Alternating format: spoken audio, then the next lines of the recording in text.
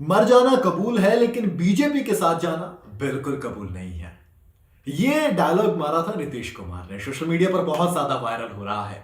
इसके अलावा एक और बयान है जो वायरल हो रहा है, वो किसका है? वो है देश के गृह मंत्री अमित शाह का। अप्रैल का ये बयान है।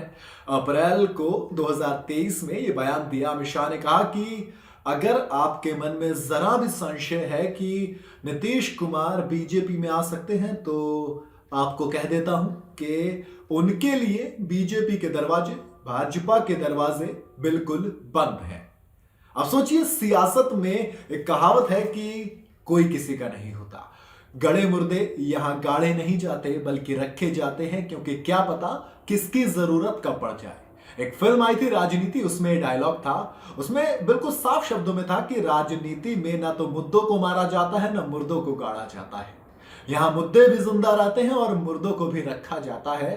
कब किसकी जरूरत पड़े उसे उस वक्त की जरूरत के हिसाब से इस्तेमाल किया जा सके। जब सरकार पलटी थी तब तेजस्वी यादव गर्म हुए थे कि भैया हमारा साथ छोड़कर चले गए चाचा तो पलटू राम निकले, पलटू चाचा, तमाम तरह की चीजें आई। फिर जब चाचा वापस आए तो फिर साथ में आ गए, फिर सारे गिले शिकवे दूर हो गए। फिर इधर वालों ने कह दिया कि भैया अब उनके लिए दरवाजे बंद है। तो मुझे एक चीज समझ नहीं आती, मतलब मैंने लाइफ में इतनी बार अपना सिम पोर्ट नहीं करवाया जितनी बार बिहार में मुख्यमंत्री पोर्ट हो गया है। मतलब seriously, on a serious note, जनता सोचिए वहां पर क्या महसूस करती होगी कि हम वोट किसे दे रहे हैं, कौन सी सरकार बन रही है, कुछ पता नहीं चल रहा, क्योंकि मुख्यमंत्री तो सेम के सेम है। कभी इस पार्टी की सरकार तो कभी उस पार्टी की सरकार, लेकिन मुख्यमंत्री नहीं बदला। तो फिर क्या बदला? यही चीजें हो रही हैं बिहार में। एक बार फिर से सियासत की खबर यह है कि भैया 28 जनवरी को नीतीश कुमार बीजेपी के सपोर्ट वाली सरकार से, यानी कि एनडीए गवर्नमेंट के साथ सरकार बना सकते हैं और फिर से मुख्यमंत्री पद की शपथ ले सकते हैं। तो वहीं कुछ लोग कह रहे हैं कि भैया अगले महीने जो रैली होगी उस रैली में कोई और नहीं, नीतीश कुमार पीएम मोदी के साथ नजर आने वाले हैं।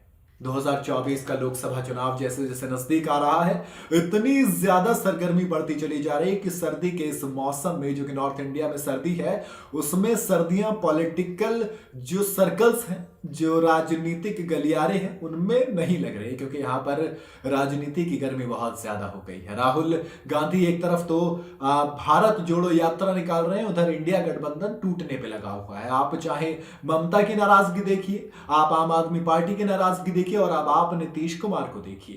पहले ममता ने कहा कि भैया बंगाल में कोई गठबंधन नहीं है, 42 की 42 सीटों पे टीएमसी चुनाव लड़ेगी। उधर फिर भगवंत मान ने कह दिया कि भैया आम आदमी पार्टी 13 की 13 सीटें जीत सकती है। हालांकि 8 सीटें पिछली बार कांग्रेस जीती थी वहां पर, और आम आदमी पार्टी खाते में 1 सीट आई थी। लेकिन उसके बाद जब विधानसभा चुनाव हुए तो वहां पर आम आदमी पार्टी ने कांग्रेस को सत्ता से बाहर कर दिया, बीजेपी को बाहर किया, कांग्रेस को आने नहीं दिया, दोनों को खटिया खड़ी कर दी।